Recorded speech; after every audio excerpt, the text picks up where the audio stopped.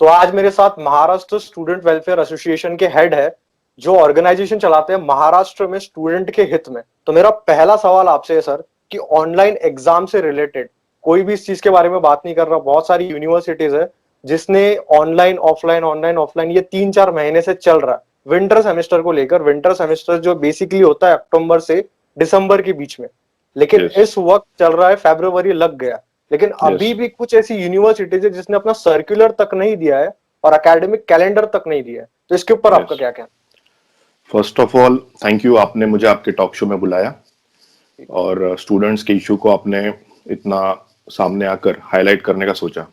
तो आपने जो सवाल पूछा है कि रेगुलर स्टूडेंट्स के जो एग्जाम्स है उसके रिगार्डिंग, देखिए बहुत सी यूनिवर्सिटीज ने अभी भी सर्कुलर डिक्लेयर नहीं किया है। तो इसमें हमें दो तीन चीजें देखनी पड़ेगी। तो सबसे पहली जो चीज है वो है कि सिलेबस जो है स्टूडेंट्स का, प्रोफेशनल एजुकेशन हो या फिर नॉन प्रोफेशनल एजुकेशन हो, ये बहुत वास्ट होता है, बड़ा होता है। तो ये चीज भी यूनिवर्सिटी को कंसिडर करनी पड़ेगी। दूसरी जो चीज है वो है जो फर्स्ट सेम है स्टूडेंट्स का, वो फर्स्ट सेम हो चुका है, मतलब उनका पढ़ाना हो चुका है लेकिन एग्जाम्स नहीं हुई है।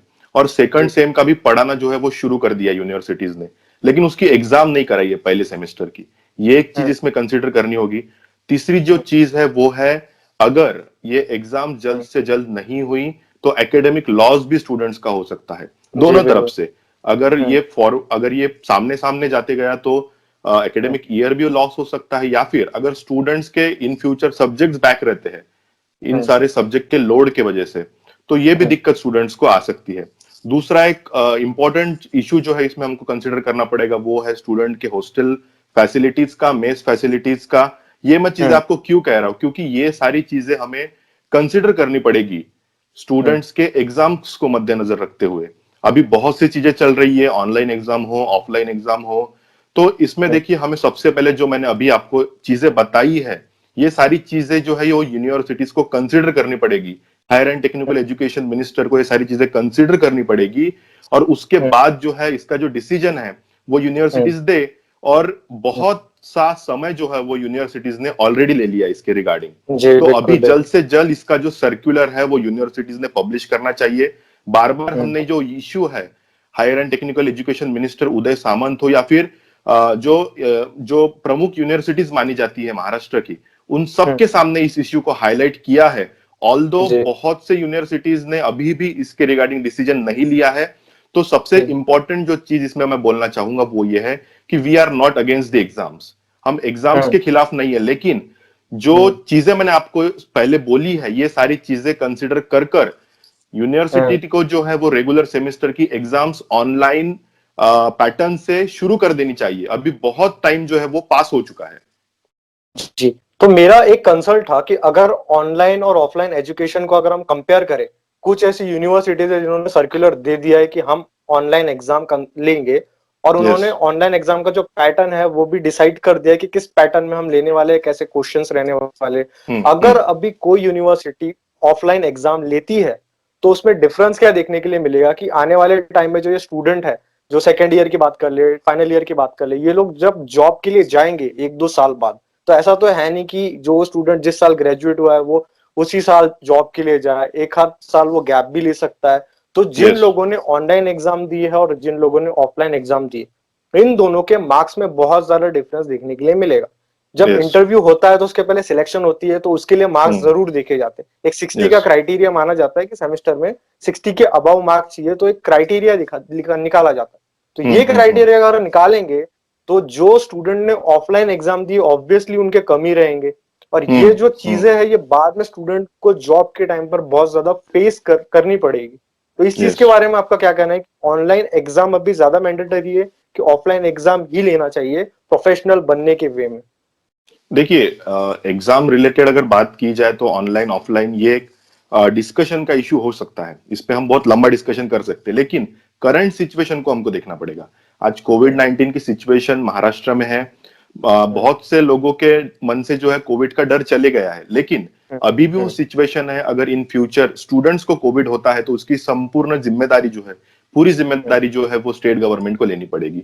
इसलिए आपने जो सवाल पूछा कि कंपटीशन जो है वो देखने को मिलेगा या फिर क्या डिफरेंस पाया जा सकता है, तो देखिए कंपटीशन आज भी था, कल भी था और आगे भी रहेगा। लेकिन जी। ऑनलाइन एग्जामिनेशन की जब हम बात करते हैं या फिर एग्जामिनेशन की हम जब बात करते हैं, तो उसमें आप देखिए, अगर कोई यूनिवर्सिटी अगर ऑनलाइन एग्जाम लेगी, कोई यूनिवर्सिटी हम्म, अगर ऑफलाइन एग्जाम लेगी, तो हमने फाइनल हम्म, ईयर एग्जामिनेशन के वक्त देखा है बहुत सी यूनिवर्सिटीज ने जो है उनकी एग्जाम वो ऑनलाइन पैटर्न से ली थी। तो उसमें हमने ये पाया है कि स्टूडेंट्स के पासिंग परसेंटेज जो है वो बड़े हैं, मार्क्स भी बहुत जो है है। वो स्टूडेंट्स के वो बड़े हैं, और हम्म, स्टूडेंट्स ने जो है वो एक अलग वे से पढ़ाई कर कर, क्योंकि एमसीक्यू पैटर्न उनके लिए एक नया पैटर्न था, जी पढ़ाई बिल्कुल। कर कर भी अच्छे मार्क पाए हैं। और अगर एज कंपेयर टू हम हमारा ट्रेडिशनल वे देखें, ऑफलाइन पैटर्न से जो एग्जाम्स होते हैं उसमें हम देखते हैं कि कुछ लैग होता है, स्टूडेंट्स कुछ फेल कर जाते हैं या फिर उनको कम परसेंटेज आते हैं। तो इसमें हम्म, अगर कुछ यूनिवर्सिटीज अगर ऑनलाइन एग्जाम ले और कुछ यूनिवर्सिटी अगर ऑफलाइन एग्जाम्स ले, तो इसमें एक बहुत बड़ा डिफरेंस देखने को मिलेगा स्टूडेंट्स के परसेंटेज में, मार्क्स में भी। तो जी जी। इसमें यह हो सकता है कि जब फ्यूचर अपॉर्चुनिटीज आएगी, जैसे जॉब है या फिर हम्म, कहीं स्टूडेंट्स हायर एजुकेशन के लिए जा रहे हैं, तो वहां पे एक यूनिफॉर्मिटी नहीं दिखेंगी। तो जो हमने हम्म, इसके पहले भी जब फाइनल ईयर का इशू हाईलाइट किया था, और आज भी जब हम हम्म, रेगुलर सेमेस्टर का इशू उठा रहे हैं, तो हमारी पहले से ये मांग रही है कि uniform decision for the all universities, सारे जी, यूनिवर्सिटीज के लिए यूनिफॉर्म डिसीजन लिया जाए, जिसके वजह से स्टूडेंट्स के बीच में जो गैप हम्म, तैयार हो सकती है वो तैयार ना हो। तो ये भी एक जी, इंपॉर्टेंट चीज है जो हम्म, हमें गवर्नमेंट के सामने हमने ऑलरेडी हाईलाइट की है, हम्म। लेकिन इसको भी हमें और पुख्ता तरीके से गवर्नमेंट के सामने रखना पड़ेगा, और स्टूडेंट्स को भी ये बात समझनी पड़ेगी कि उनको भी इस चीज के लिए सामने आना पड़ेगा। देखिए, ये जो मेरा क्वेश्चन है ये बहुत ज्यादा इंपॉर्टेंट है। जब इसके पहले बैकलॉग की मैं नागपुर यूनिवर्सिटी की बात कर रहा हूँ, तो उन्होंने हम्म। ऑफलाइन एग्जाम लेने का डिसीजन दे दिया था लगभग लगभग।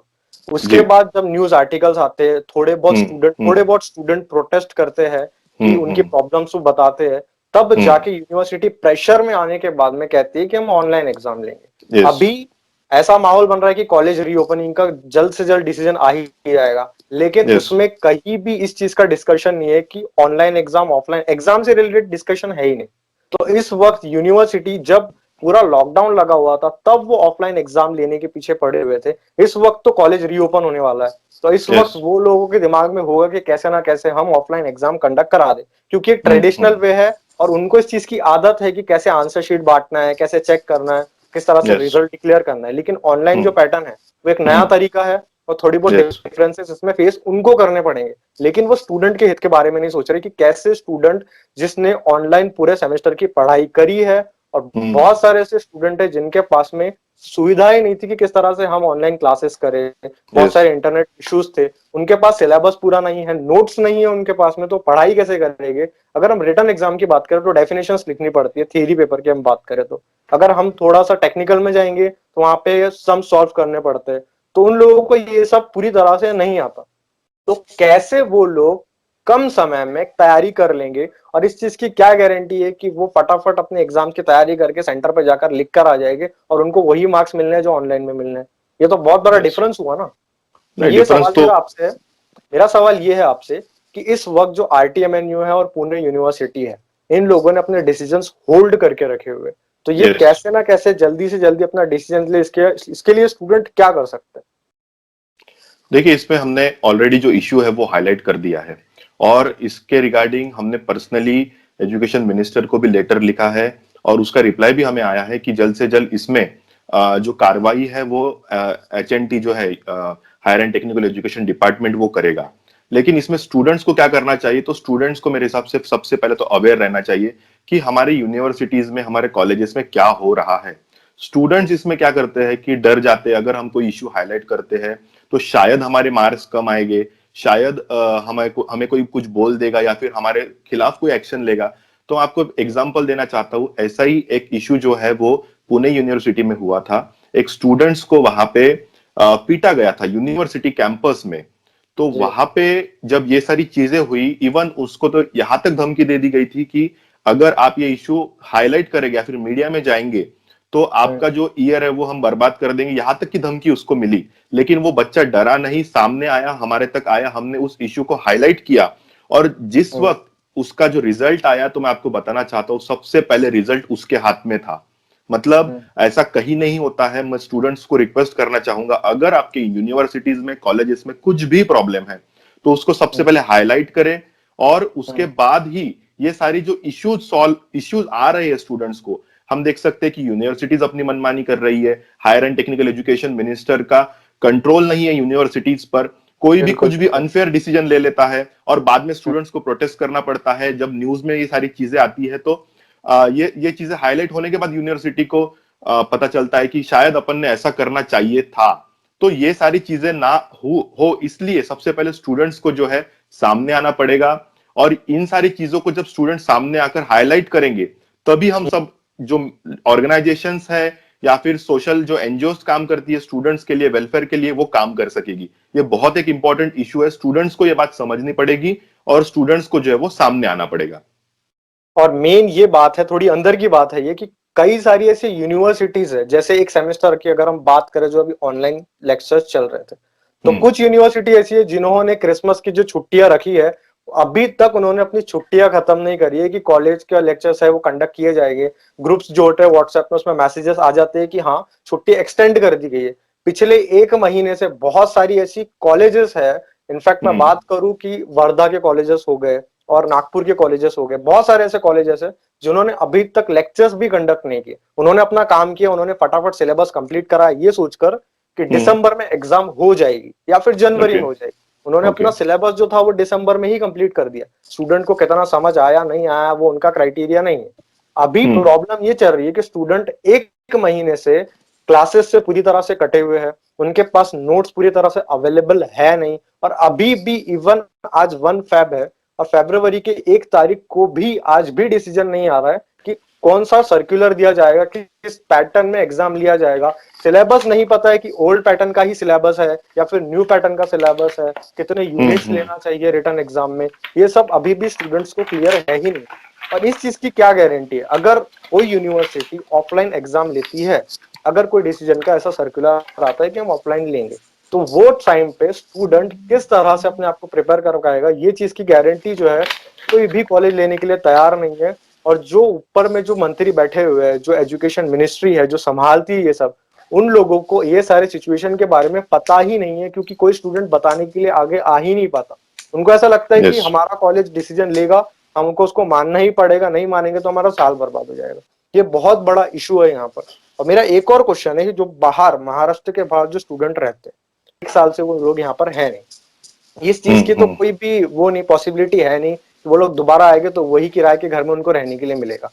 अगर ऑफलाइन एग्जाम की अगर कोई यूनिवर्सिटी डिसीजन लेती है तो उनको वहां से ट्रैवल करके आना पड़ेगा, और उनके पास नोट्स नहीं है, कोई चीजें नहीं है, तो वो कैसे अपने आप को प्रिपेयर करेगी। तो इसके बारे में आपने जब एजुकेशन मिनिस्ट्री से बात की तो क्या उन लोगों को इसके बारे में पता है?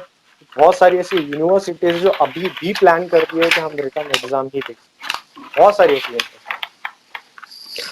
देखिए, हमने इस इशू को भी हाईलाइट किया था कि जिस वक्त स्टूडेंट्स, अगर आप कॉलेजेस रीओपन करते हैं तो देखिए आपको कॉलेजेस में आकर एग्जाम देनी पड़ेगी अगर आप ऑफलाइन का प्लानिंग कर रहे हैं तो इसमें हमने ये इशू जब हाईलाइट किया तो उनकी तरफ से स्पेसिफिक इस पर रिप्लाई नहीं आया है।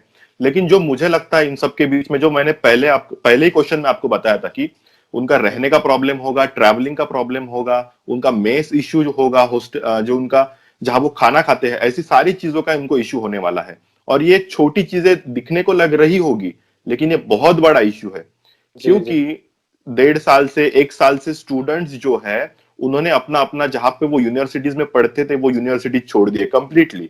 उन्होंने उनका सामान भी अपने होम टाउन बुला लिया है, बहुत से ऐसे स्टूडेंट्स हैं। तो एक प्रकार से हम बोल सकते हैं कि एक नई बिगिनिंग ही करनी पड़ेगी स्टूडेंट्स को।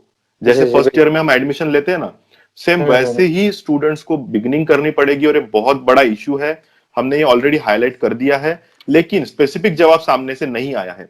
इसमें स्टूडेंट्स प्रिपरेशन करे कैसे करे, ये भी एक सब क्वेश्चन आपका हो सकता है इसमें। तो देखिए, फाइनल ईयर स्टूडेंट्स के वक्त जो हमने देखा था कि बड़े पैमाने पर पीडीएफ्स जो है एमसीक्यू की स्टूडेंट्स को लेक्चरर्स ने अवेलेबल करके दी थी। तो इस तरह की पीडीएफ्स भी अवेलेबल करके देनी चाहिए, चाहे यूनिवर्सिटीज हो, कॉलेजेस हो, टीचर्स को भी, प्रोफेसर्स को भी सामने आना पड़ेगा। इस चीज से जो है एक ये इशू जो स्टडी का है वो स्टूडेंट्स का सॉल्व हो सकता है। दूसरा इसमें एक मैं जोड़ना चाहूंगा वो है इंटरनेट। आप इंटरनेट से भी नोट्स जो है वो डाउनलोड कर सकते हैं। इंटरनेट पे भी आपके पास अगर सिलेबस हो तो आप इंटरनेट से भी पढ़ाई कर सकते हैं। तीसरी एक चीज जो है पीडीएफ जो है बुक्स के, वो ऑलरेडी अवेलेबल है इंटरनेट पर, वहां से भी स्टूडेंट्स पढ़ाई कर सकते हैं। और मुझे लगता है ये बोलने में शायद बहुत आसान लगे चीजें, लेकिन करने जी में बहुत मुश्किल है। बहुत तो मुश्किल। ये भी हमें सोचना पड़ेगा मिनिस्ट्री को, और higher and technical education minister हो चाहे यूनिवर्सिटीज हो, उनको ये सोचना पड़ेगा। कॉलेज रीओपनिंग भी शायद इसमें आ सकता है कि कॉलेज रीओपनिंग अगर होती है तो ये सारी स्टूडेंट्स को जो है इश्यूज फेस करने पड़ेंगे।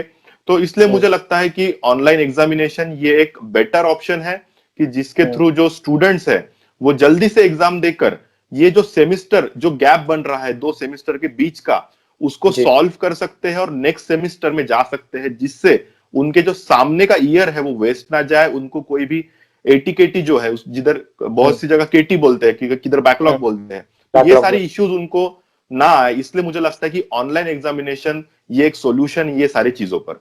और सबसे इंपॉर्टेंट चीज, कोविड के टाइम पे बहुत सारी लोगों की नौकरियां जा चुकी है, ठीक है।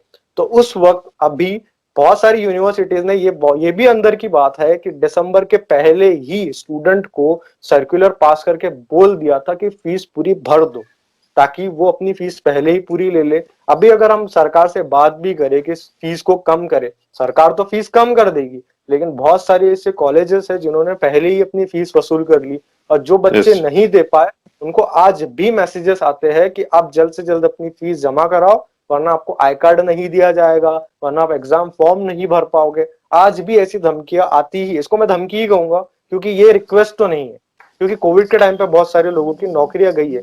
तो आप इसके बारे में यूनिवर्सिटीज को और जो हमारे एजुकेशन मिनिस्टर है उसके बारे में अगर आप बताना चाहे तो आप बहुत बड़ी हेल्प हो जाएगी स्टूडेंट्स के लिए।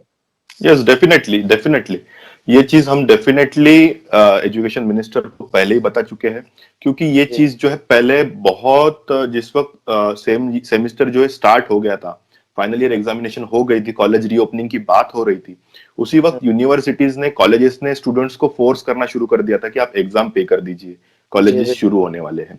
तो स्टूडेंट्स ने कॉलेजेस की जो फी पेड कर सकते थे पेड कर दी, जो नहीं कर सकते थे किसी स्टूडेंट्स के पेरेंट्स के जॉब गए होंगे, उन्होंने शायद फी पेड नहीं की, लेट फी पे की, तो उनको जो है कॉलेजेस की तरफ से तकलीफ देना शुरू कर दिया गया। इवन मैं आपको एक रिसेंट एग्जांपल देना चाहूंगा, ये एक स्कूल की बात है, महाराष्ट्र का एक स्कूल है, वहां पे तो स्टूडेंट्स ने फी नहीं भरा, इसलिए उनको व्हाट्सएप के ग्रुप से निकाल दिया, और उनको यूनिट टेस्ट जो है वो ऑनलाइन हो रही है वो भी उनको नहीं जी देने दी। तो ये भी एक बहुत बड़ा इश्यू है। ऑलरेडी हमने इस पे भी बात कर लिया है एजुकेशन मिनिस्टर से, जो भी स्टूडेंट्स के जी इंपॉर्टेंट इश्यूज है वो हमने ऑलरेडी हाईलाइट कर दिए हैं। लेकिन इसमें जो आपने 2-3 अभी सवाल पूछे, उसमें का एक बहुत बड़ा जो इशू है वो है कम्युनिकेशन गैप। स्टूडेंट्स जी और यूनिवर्सिटीज के बीच में बहुत बड़ा कम्युनिकेशन गैप है, उसे हमें कम करने की जरूरत है। और ये जो गैप है ये इस वजह से क्रिएट हो रहा है क्योंकि यूनिवर्सिटीज कभी भी स्टूडेंट से सजेशन नहीं लेती है कोई भी चीज करते वक्त। मुझे जी ऐसा जी लगता है कि स्टूडेंट ऑर्गेनाइजेशंस हो या फिर स्टूडेंट्स हो, उनसे स्टूडेंट्स का बेनिफिट किस चीज में है इसके बारे में थोड़ा तो भी कंसर्न करना चाहिए। आज हमारे पास टेक्नोलॉजी है, आप ऑनलाइन फॉर्म से ही फीडबैक ले लीजिए स्टूडेंट्स का। देखिए जब आप फीडबैक लेते हैं तो एक बहुत अच्छा एनवायरनमेंट क्रिएट होता है, आपको भी पता चलता है कि स्टूडेंट्स का माइंडसेट क्या हुआ है, और हमें भी पता चलता है एज अ स्टूडेंट ऑर्गेनाइजेशन या फिर यूनिवर्सिटीज को भी पता चलता है कि क्या होना चाहिए। हम टाइम टू टाइम जो है स्टूडेंट्स का फीडबैक लेते रहते हैं। कॉलेज रीओपनिंग को लेकर भी हमने स्टूडेंट्स का फीडबैक लिया है, इसमें मिक्स जो है स्टूडेंट्स ने हमें रिस्पॉन्स दिया है। लगभग 55% स्टूडेंट चाहते हैं कि कॉलेज ओपन ना हो, और लगभग 45% स्टूडेंट्स ने कहा है कि कॉलेज रीओपन हो।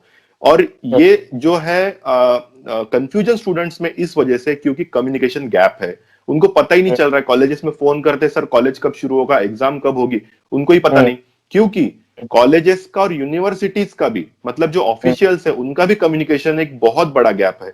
हमें डायरेक्टली एग्जाम सीईओ से बात करनी पड़ती है, तब जाकर पता चलता है कि ऐसी कुछ तो भी चीजें होने जा रही है। जैसे नागपुर यूनिवर्सिटी की बात करें तो हमको हर बार फोन करना पड़ता है, सर आपका डिसीजन आया नहीं, आपका डिसीजन क्या आने वाला है।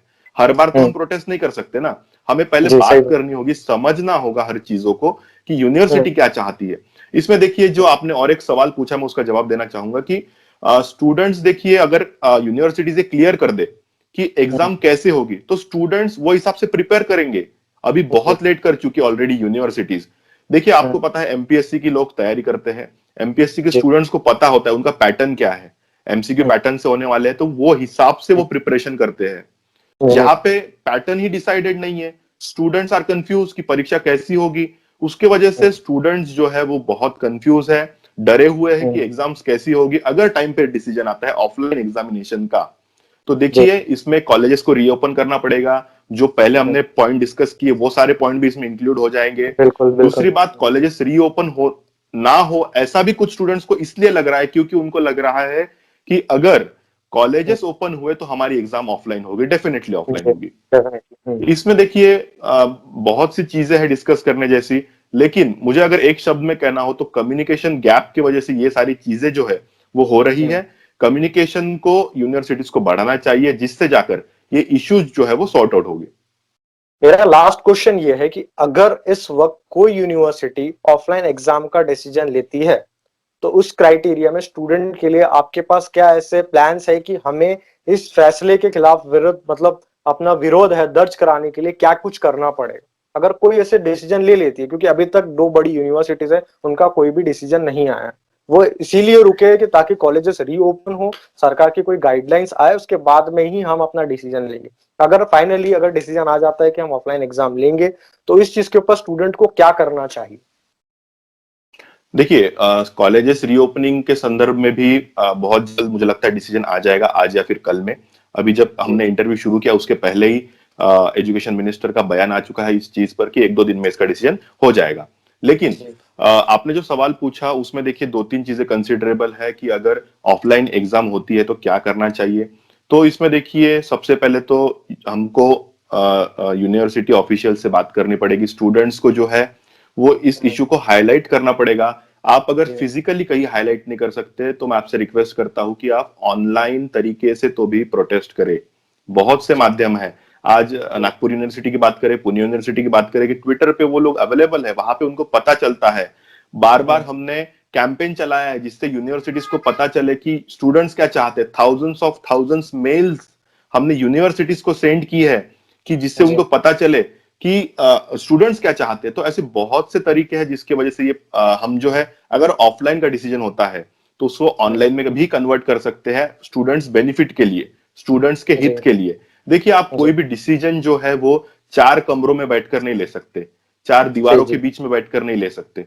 आपको स्टूडेंट्स का बेनिफिट समझना होगा, आपको स्टूडेंट के साथ आपका कम्युनिकेशन बढ़ाना होगा, तब जाकर ये चीजें सॉर्ट आउट होगी। स्टूडेंट्स को मैं बोलता हूं कि आप इन सब चीजों को लेकर सामने आइए, हमें प्रोटेस्ट करना पड़ेगा अगर ऑफलाइन एग्जाम होती है। और मैं आपके चैनल के माध्यम से बोलना चाहता हूं, अगर ऑफलाइन एग्जाम कंडक्ट करने का कोई भी यूनिवर्सिटी निर्णय लेती है तो as a student organisation, Maharashtra students welfare association की तरफ से मैं पहला बंदा रहूंगा जो प्रोटेस्ट करेगा। ये मैं आपको कहना चाहता हूं, और स्टूडेंट्स को भी सामने आना पड़ेगा। जब तक स्टूडेंट सामने नहीं आएंगे तब तक हम कुछ भी नहीं कर सकते। स्टूडेंट्स का फीडबैक बहुत इंपॉर्टेंट है। और मैं जितने भी लोग देख रहे हैं इस वक्त उनको कहना चाहता हूं कि इसके पहले नागपुर में जो ऑफलाइन एग्जाम का डिसीजन हुआ था वो महाराष्ट्र स्टूडेंट वेलफेयर एसोसिएशन के वजह से ही बदला है। इन्होंने ऑफिशियल लेटर लिखा हुआ था यूनिवर्सिटी को, एजुकेशन मिनिस्टर से बात की थी, तब जाके जो आपका एग्जाम का डिसीजन है वो ऑनलाइन में कन्वर्ट हुआ है। तो आपको सपोर्ट करना चाहिए इन्हें। आप अपना ट्विटर हैंडल और इंस्टाग्राम हैंडल लोगों को बता दीजिए ताकि लोग आपको कॉन्टेक्ट कर पाए। देखिए आप डायरेक्टली हमारी जो वेबसाइट है mswaofficials.in, mswaofficial.in पर वेबसाइट कर हमारे सारे सोशल मीडिया हैंडल से ज्वाइन हो सकते हैं। आप कभी भी हमें मैसेज कर सकते हैं, हमारे जो नंबर्स है वो पब्लिकली हमने दे रखे हैं। आप हमें फोन भी कर सकते हैं किसी भी समय, आपके कुछ भी इश्यूज हो तो हाईलाइट कीजिए। और कॉलेज अगर रीओपन होते हैं तो पर्सनली मैं खुद और हमारी सारी टीम यूनिवर्सिटीज में महाराष्ट्र के दौरा करने वाली है। वहां आकर हमें मिलिए, आपके कुछ भी स्टूडेंट्स इश्यूज है उसको हमारे तक लाइए, हम उसको पुरजोर तरीके से हाईलाइट करेंगे। जी जी, बहुत बहुत थैंक यू वैभव, आपने हमको टाइम दिया और मेरा इतना जल्दी रिप्लाई दिया, क्योंकि बहुत सारे लोग हैं जो बहुत बिजी होते हैं। आपने बहुत जल्दी रिप्लाई दिया, कल ही मैंने आपको कांटेक्ट किया हुआ था, तो बहुत बहुत धन्यवाद। yes. आपने स्टूडेंट के हित के लिए इतना ज्यादा सोचा और अपना बिजी समय से निकाल कर मुझे इंटरव्यू के लिए टाइम दिया। Thank you so much. And thank you so much. Thank you.